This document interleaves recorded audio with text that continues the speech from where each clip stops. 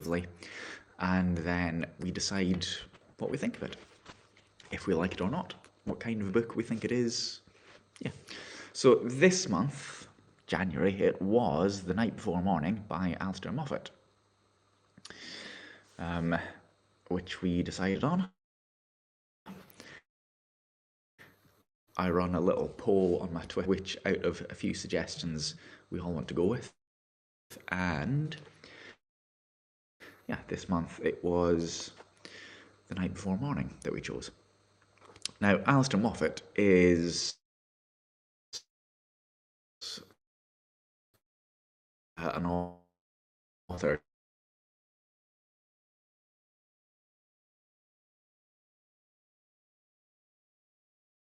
he's an historian, history and history further afield as well. And this book interests me because it's partly set, or mostly set, around where I live and in St Andrews.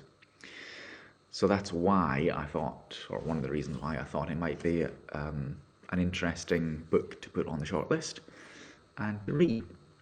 Incidentally, if I read any short extracts from the book, because copyright law says that you can read short extracts for criticism and commenting purposes, or review purposes, so that's fine.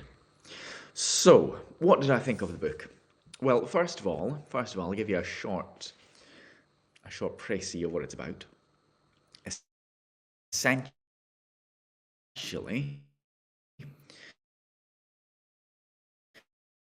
this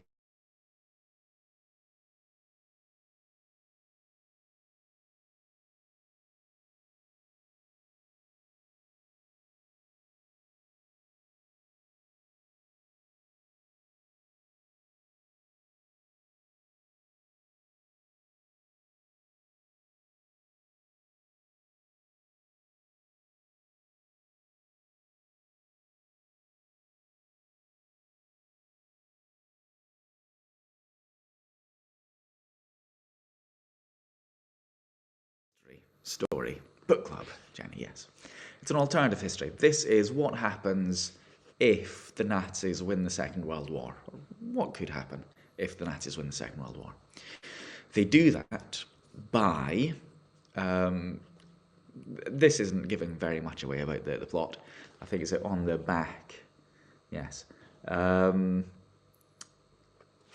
Essentially, the Nazis drop an atomic bomb on London, and they force the surrender of the Allied forces, and take over. Mushroom cloud over London. They take over Britain. The Americans cease fire at least, and yes, this is the story of one man, David Erskine, and what he does after he comes home after fighting in Europe before the bomb is dropped. And he comes home and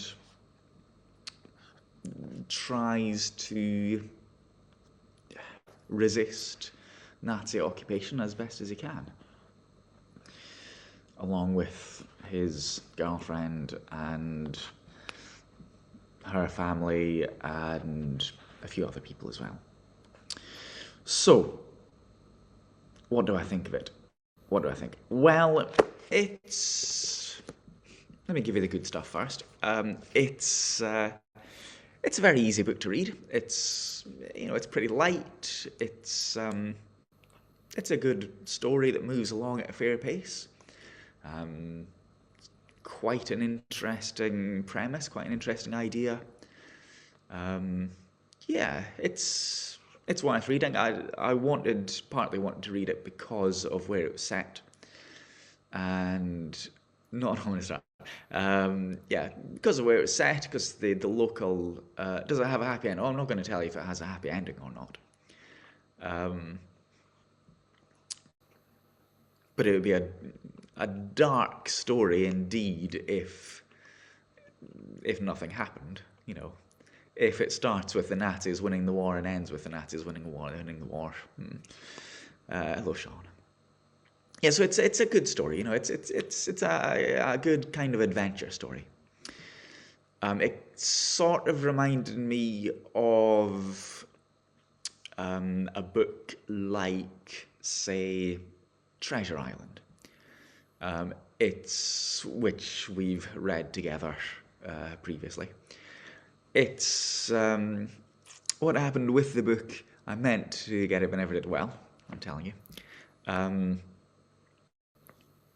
Did they storm the borders? Well, the Nazis took over the whole of the UK, so yeah, they stormed the borders for sure.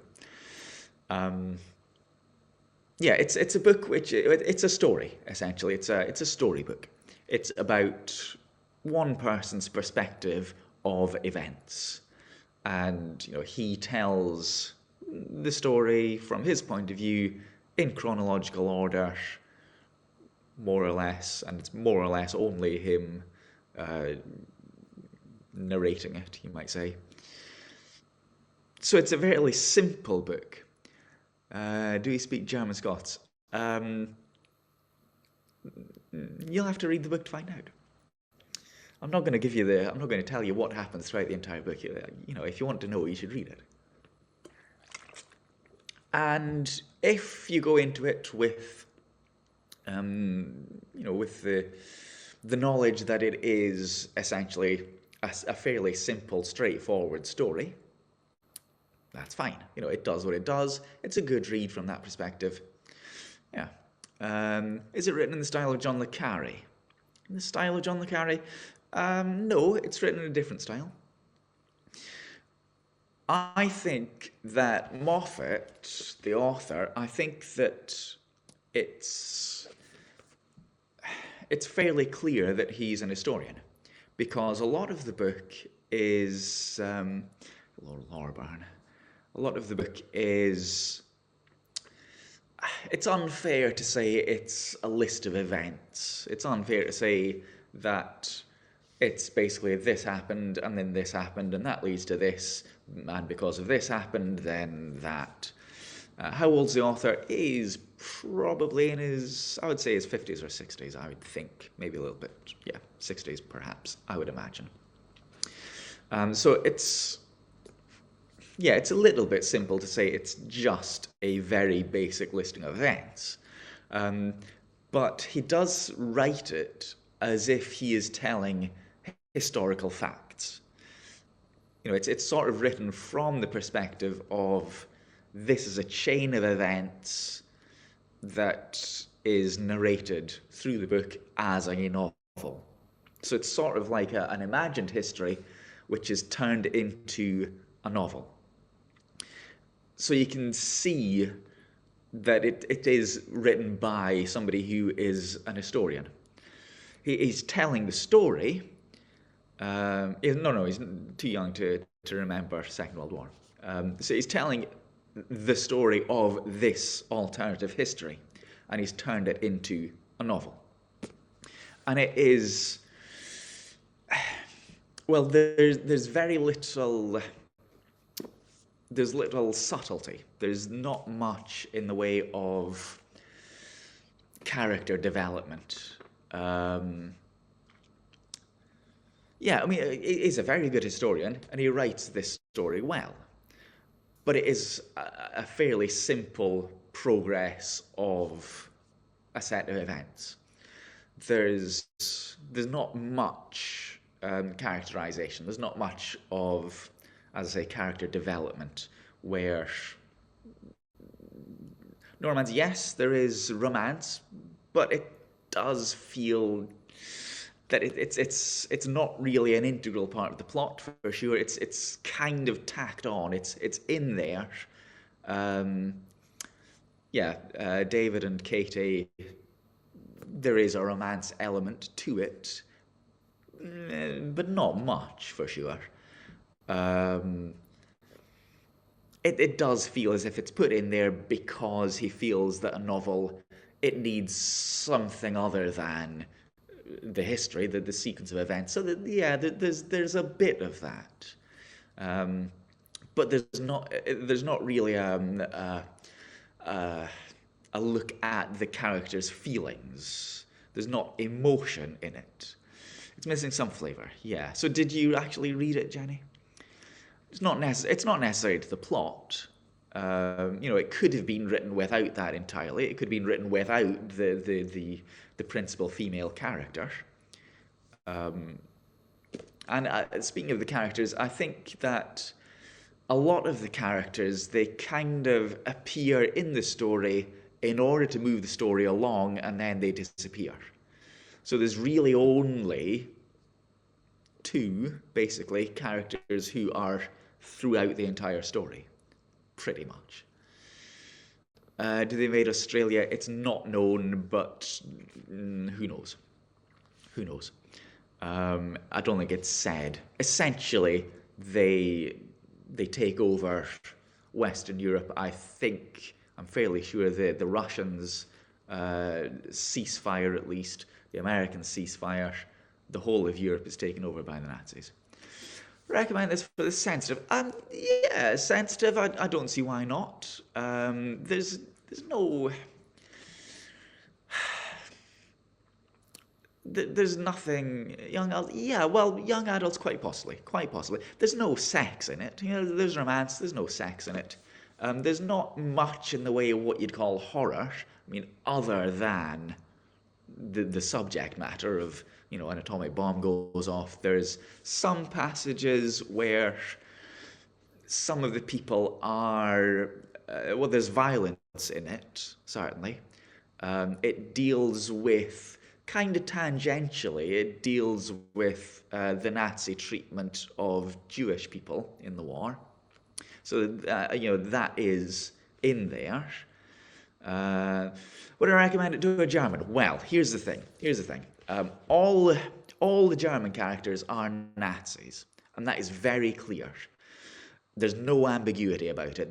All of the Nazis in the book, they're basically just very straightforward, cardboard cutout, violent psychopaths, essentially. There's really no nuance in them. There's no stormtroopers, well, SS people and Gestapo, and they're all very clearly evil. There's no nuance, there's no ambiguity, there's no wondering about motives. They're all just loyal to Hitler, and yeah. Want to see the good sides? Well, you see, I was thinking, we know that pre-war Germany and wartime Germany, essentially you had many people convinced to be Nazis, and that is what they were, and they were evil. Fair enough. But the entire country, more or less, went along with Nazism. The German population in general either became convinced, or they didn't stop it, or they went along with it. And there's no, that isn't reflected. All the Nazis, all the Germans are Nazis in this, committed, and that's an unsubtle portrayal of real history, where you have normal, thinking, feeling, understanding human people who were taken in, or who went along with things, or who were afraid of stopping things. That's not in there, really. So it's not that I wanted to see the good side of Nazis, I wanted to see the human side of Germans, which we didn't really get. And I think if you consider a contemporary aspect to it, I don't think it's wise necessarily to see it in that black and white way. As in, there are Nazis in society now, or extreme right-wing or fascists, And I don't think it's wise necessarily just to think they're all psychopaths and anybody who becomes convinced by that or anybody who is interested in that is also a psychopath, irredeemable, evil. I don't think it's necessarily wise to think in those terms, especially if you look at what happens today. Um, so yeah, not that I want to see the good sides, but I want to see more subtlety.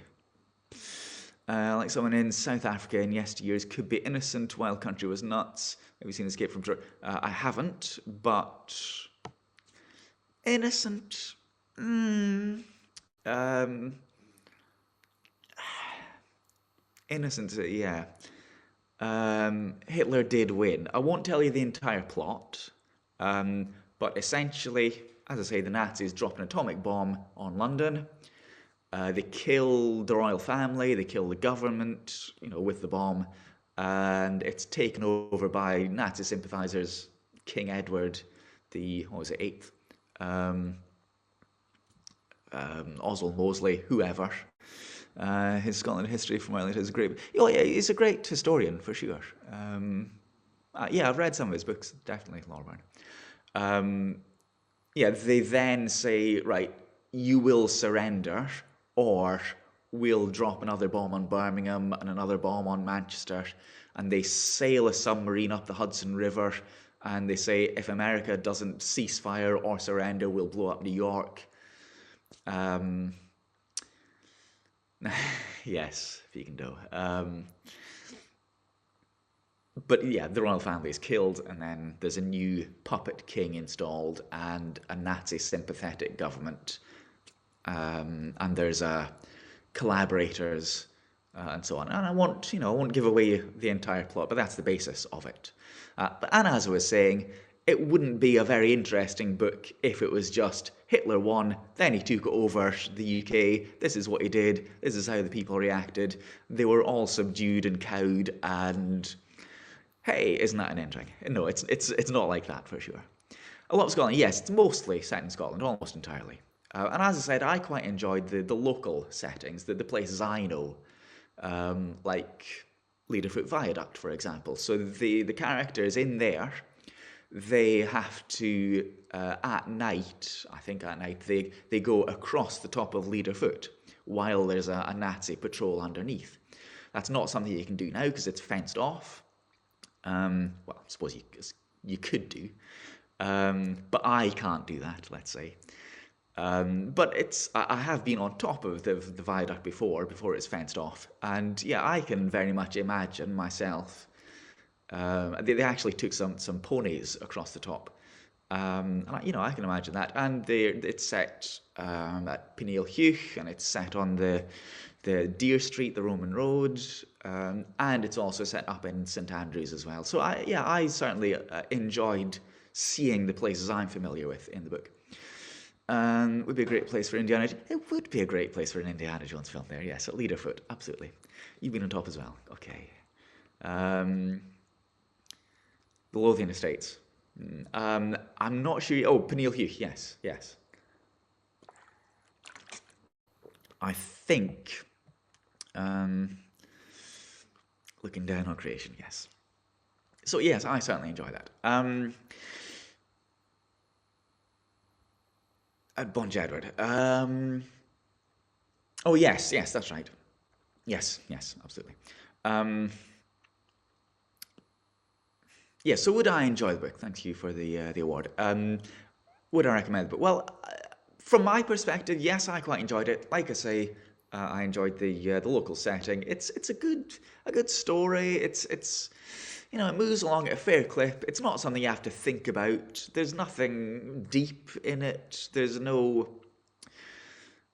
ambiguous that you have to consider very much. It's something you can get through in a couple of days, and it's a fair story.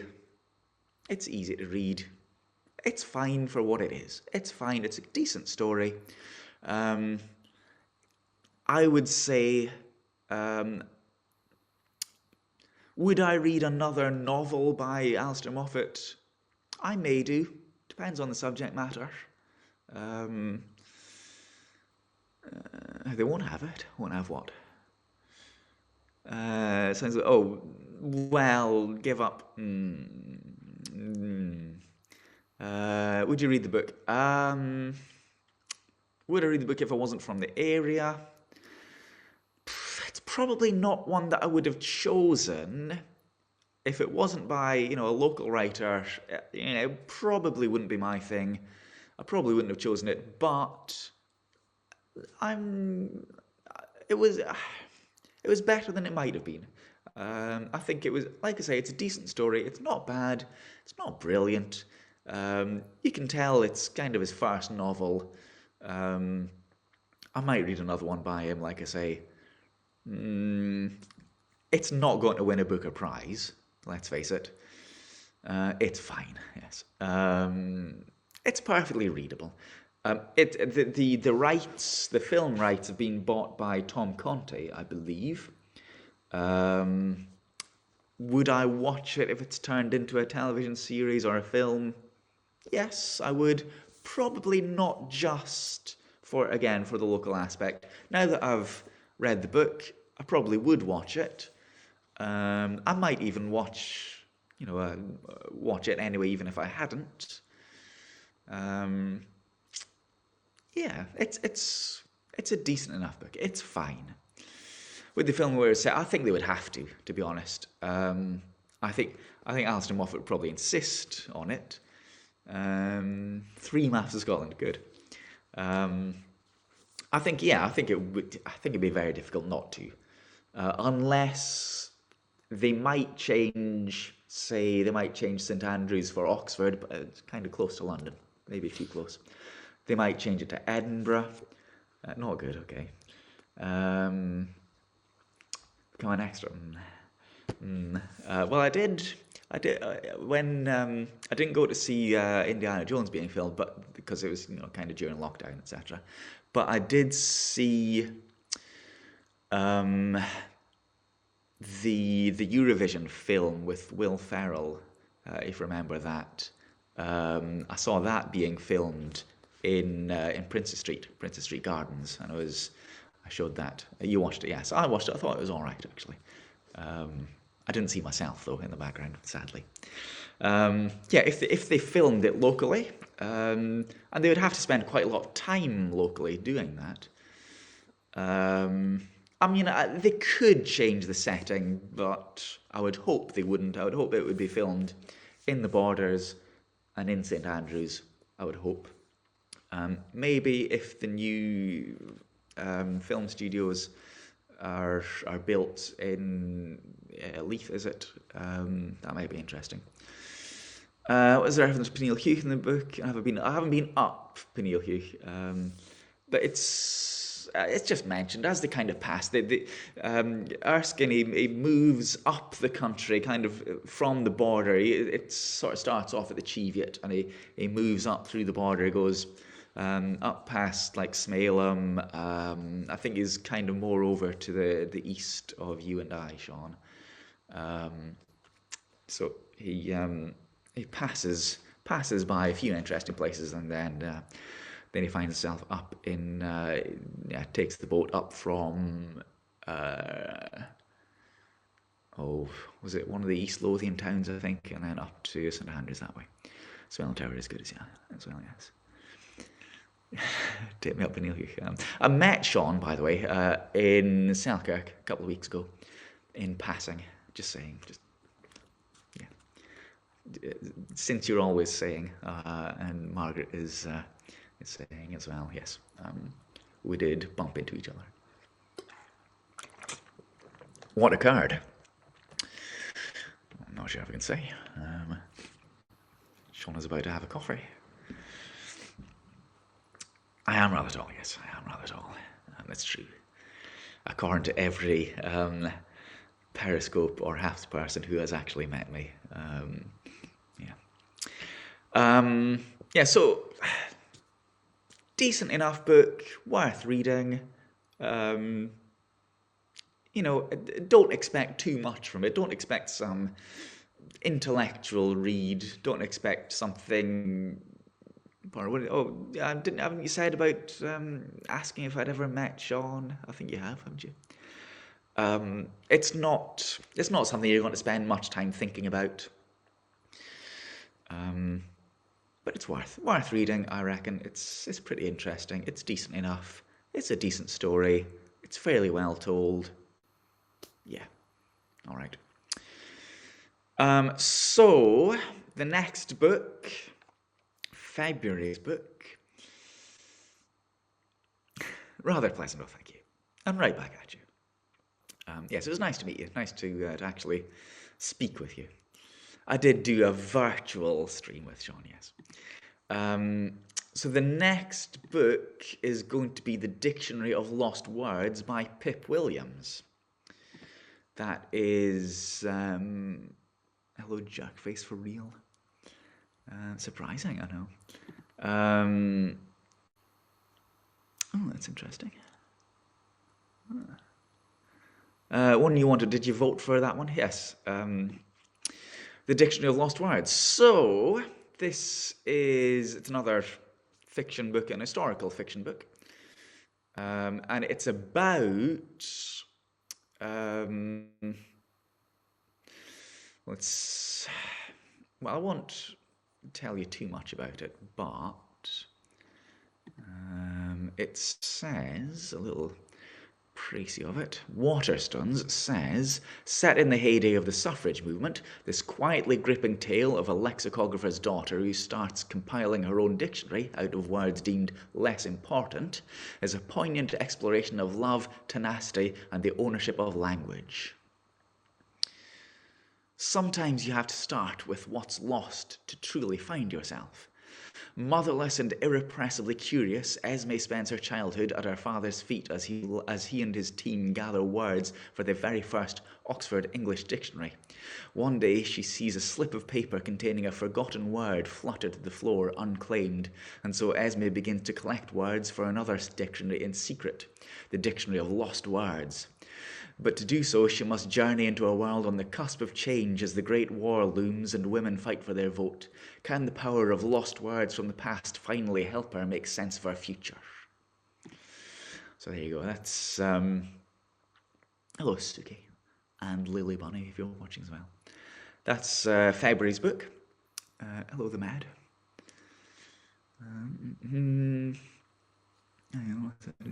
Try chatting on Twitter doesn't show me that. And yes, I see you here, so that's all right. Yes, so Haps is the place. But Twitch works as well, and YouTube. They both send the comments in live, but Twitter doesn't for some reason. Yes, so that's February's book. So if you want to get a hold of that and read it with me over the course of February, it'll be. Let's have a look at my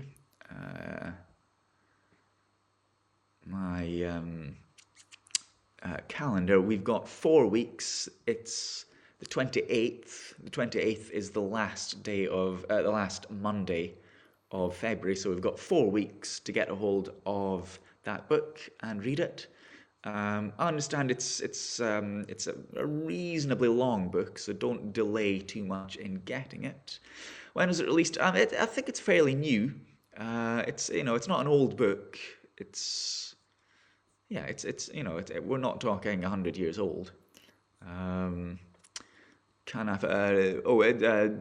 Originally published March 2020. So almost 2 years old. And it's 384 pages, apparently. So yeah, newish. It's the place to be, it is. You couldn't find any used books. What, right, yes, gotcha, understood. Yeah, this one, the night before morning, that's basically brand new. Don't forget to have a look at my bio link for the book club form so that you can suggest more books for March. So February's been chosen, but the form stays open permanently, so you can suggest more books, as you wish. for me to put onto the shortlist to choose at the end of February for March. And watch out on the 20th of February. Watch out for the next poll.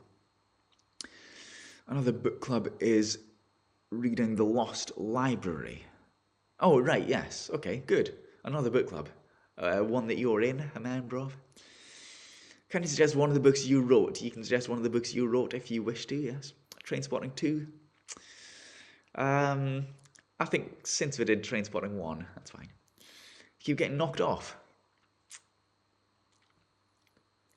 I'll say no more about that. Yes, porno it's called, that's right. Esther Transport. Yeah, so suggest, but this month, February, The Dictionary of Lost Words by Pip Williams. I don't know if Pip is male or female, by the way. Not sure it matters. Might not be either, I suppose. It's frozen. Oh well, that'll happen. Go ahead, come back in. Yes, you can suggest a book that you've written if you want to. A book what you wrote. But it'll have to be available for everybody to get a copy. Obviously. So there we are, yes. The night before morning. It's fine. Library? Oh yeah, I'm sure it's available in libraries. I'll have a look in local shops to see if it's available locally. Libraries, charity shops. Yeah. It's only 30p pages. Lots of pictures. Oh, right. Your book. Okay.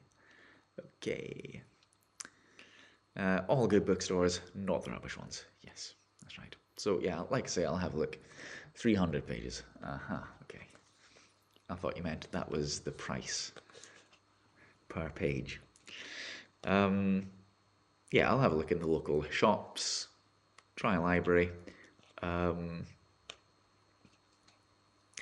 I didn't want to ask that question, Sean. Especially if it's got lots of pictures in it. I didn't want to know about that. Who knows? Maybe you need 1,000 followers to chat. No, you don't. It might be on local. What the night before morning is, I'm sure. As for the Dictionary of Lost Words, I don't know if that's at all local. Not as far as I know, anyway. Yes, but I'll get hold of a copy, and we've got 4 weeks to read it.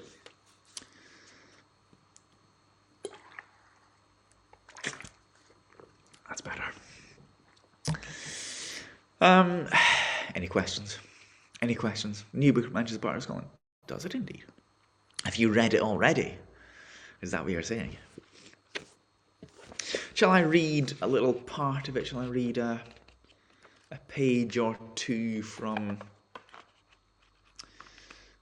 the night before morning, just to give you a flavour, just in case you want to know something about it. Guest reviewers, anytime somebody who has read the book wants to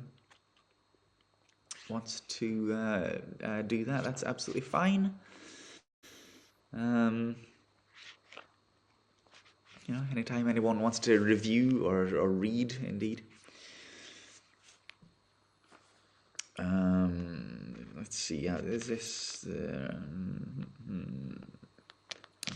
the bit where a thing happens that I don't particularly wish to read in public for people of a sensitive disposition? No. Okay. A lot of motion in a what? Please read. Right.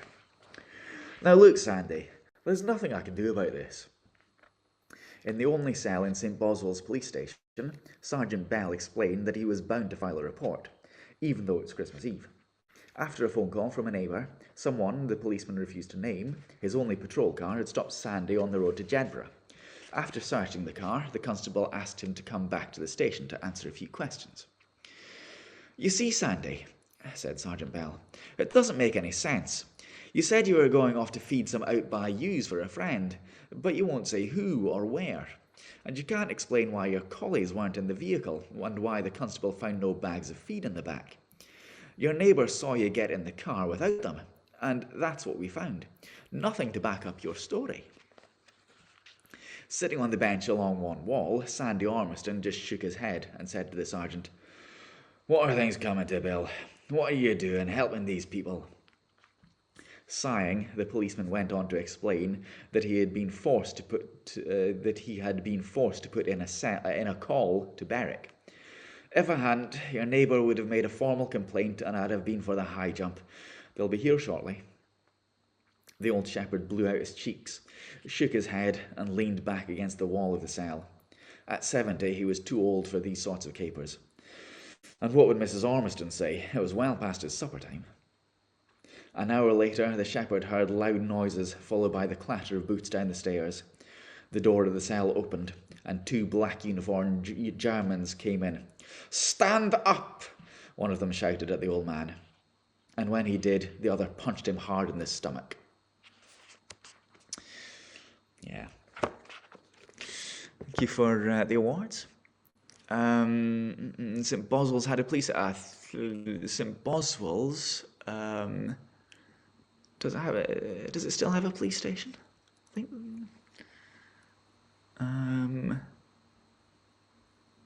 I think it must have done, but it may still do. I forgot they were Scottish, yes.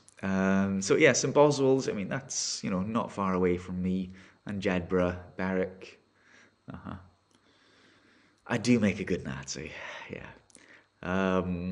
Is that all? What, you want more? Put Sean's quote to good use. I do make a good Nazi. Hello, replay med.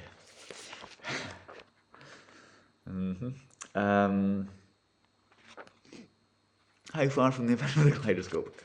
What's in Boswell's?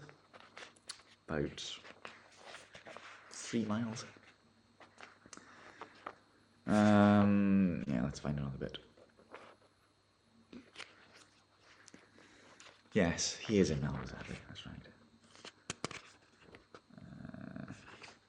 Okay, I'll read a little bit here. As much as the cold, it was the wind that kept me awake. The long souse of it around the tower. I could see that some warmth might come, watching the slanting winter sun wash down the flanks of the distant hills, and along the ridges of the valley unfolding below, long shadows began to shorten. Although I was very cold, constantly pulling my coat tighter, all of the everyday glories of that great valley touched my heart once more. It had been a long time. Camouflaged against the snow, I watched a flock of ewes moving slowly in the field on the far side of the track. This is not contiguous with that last bit, by the way. Katie was late. I had an uninterrupted view along the eastern track for about half a mile before it turned behind a crag, but there was no sign. Perhaps she had been stopped, questioned, arrested. All varieties of jeopardy spooled through my imagination, mixed with guilt for asking her to come and self-justification. What choice did I have? There was no one else I trusted, and there had been no one else I loved. Before the chasm of the war opened and swallowed the world we once knew, Katie and I had met as undergraduates at St. Andrews University. Bejant and Bejantine in the odd and slightly arch terms for first-year students. Both of us borderers, both of us unsure of ourselves, we fell back on the familiar at first. Just as Katie did, I felt myself in the company of scores of bright people, all cleverer and more confident. But we quickly grew out of that, and by the time we boarded a train at Looker's station, bound for home and Christmas, we could not wait for the following term, when we would resume what neither of us had understood had become a love affair. Something flickered on the edge of my field of vision, like a crow lifting in the air. And then I heard the drone of its engine, flying low over Brotherstone Hill to the west. The Iron Cross insignia of the Luftwaffe visible on the underside of its wings, a spotter plane was approaching fast. Clearly the Germans were scouting the countryside of the borders for the borderers who had broken out of Berwick barracks. I pulled the hood of my duffel coat over my head and, to avoid attracting attention, turned very slowly to face the tower wall. I prayed that Katie was not on the road, and if she was, that she had seen the plane and hidden. Once I heard the engine begin to fade, I watched it moving eastwards towards the sea. I imagined they were methodical, quartering the ordnance survey grid, and would soon turn and come back in this direction. And then I saw her, as if by magic appearing from nowhere. Cycling up the track, her body bent low and forward to push down hard on the pedals, her fair hair tucked under a black berry, she quickly reached the wrought iron gate at the foot of the crag. I rushed down the spiral staircase to shove open the wooden door, and there she was. There she was. I could say nothing. I felt my heart surge. I had no words. Katie cocked her head to one side and smiled, like she always did. I felt tears running down my face, the prickle of warm tears on my cheeks. "Oh, David, there's nothing of you." She leaned her bicycle against the doorway and took my arm, gently pushing me inside. "I think we should get all of this and ourselves out of sight, don't you?" Still I could say nothing, only smile and shake my head. Katie turned to me. "Come here." She held me for a long time in the doorway of that old tower, and my tears would not stop. There you go. Hello, Richard Magnuson. So, Brotherstone Hill, I've shown you, some of you might remember the two Brotherstones, the two upright old stones on top of the really windy hill, the two brothers that I've shown you. Remember that? Yeah, so if that is to the north, then that sounds very much like is that Smailham Tower, doesn't it? Is that where they made out? They would be at the tower, which sounds like Smailham, because that Smailham is south of Brotherstone Hill.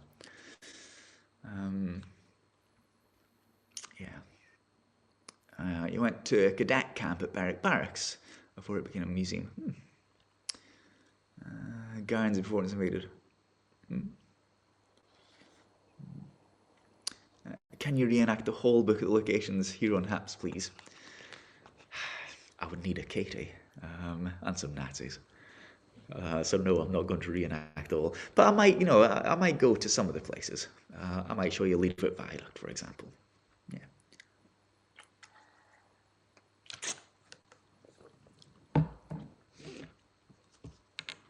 So yeah, that gives you a flavour of the style. And like I say, it's a decent read. It's probably worth reading. The quotes on the back, a gripping and emotional story, immensely readable, daring do, and a terrifying vision of Scotland. A gripping and atmospheric tale with a powerful sense of place. Beautifully crafted, an exciting and moving tale of adventure, a what-if story of subtlety and power. I'm not sure if I'd go that far, but yeah, it's not too bad. San Meadow wig.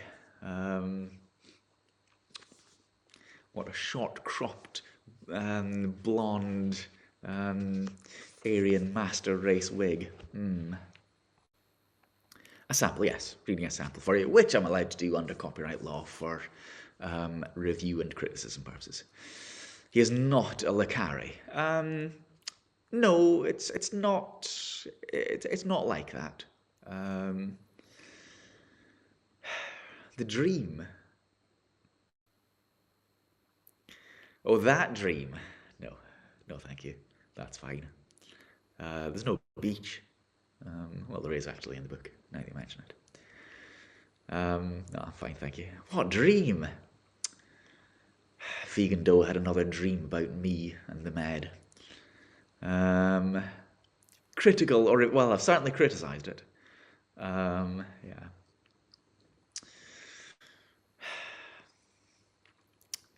Wow, indeed, I know. They do seem to dream of me a lot. It's not weird, really. Live through part of the world, yes. Yeah. Yeah, but he doesn't do fictionalized histories like that. You haven't heard of this dream yet? Oh, no. I'm trying to think of... Want to talk about dreams about me and the med? Interesting. All right. I think that'll do. I think we've reviewed and criticised The Night Before Morning. Yeah, give it a read if it's your sort of thing. If you like, good, rattling, straightforward stories, it's pretty good. It's pretty good like that. It's not going to blow you away with its incredible imagination, and yeah, it's not something that's going to keep you awake at night thinking about all the deep, meaningful philosophies within it. But it's worth reading, especially if you're local. If you're Scottish, if you're interested in the Second World War, yeah. If you're a military historian kind of person, yeah. Nothing dirty like that. No. That's not the challenge, no. Rate all the books in order that we've read so far. Ooh, maybe that's an end of year special.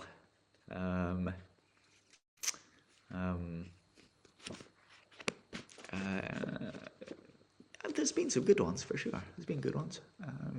I haven't not enjoyed any of the books actually.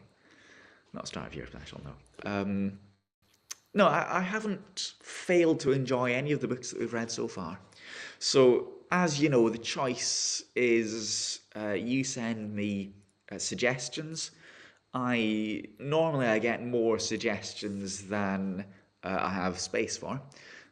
But then I put a short list of 3 or 4. Sometimes I put one of my own suggestions in there as well, and then you vote on Twitter for the winning book. If there's a tie, I get to decide.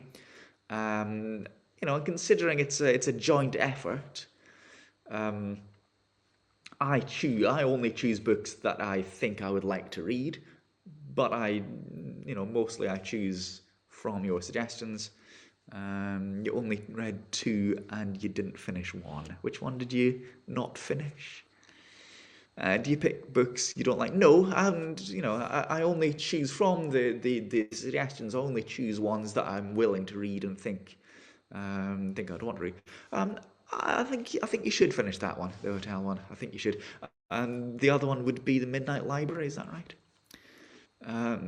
Yeah, I would recommend finishing that. The way the man wrote Lucari, okay.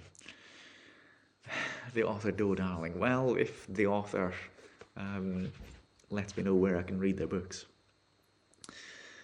So yeah, anyway, that's The Night Before Morning. There it is. So next time, it's the Dictionary of Lost Words by Pip Williams. We'll read that in 4 weeks. You've got until the 28th of February to work your way through that book. And yeah,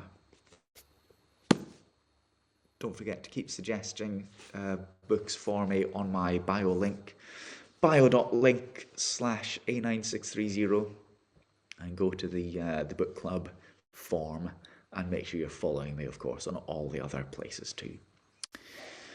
Right, that'll do. Thank you for watching. Thank you for reading. If any of you did read, or if you're going to read the next book or this book, come to that. Thank you for the awards. Thanks for all of your comments, your interactions, your questions. And yeah, let me know if you want to do a guest review of the coming books as well. Or if you want to do a little bit of reading as well, let me know and I'll maybe bring you in next time. So I'll see you next month, 28th of February, for the next book club, and of course all the usual things. I sketched a record player today earlier in the cafe, if you want to see that, just in case. Let's try to read this one. Okay.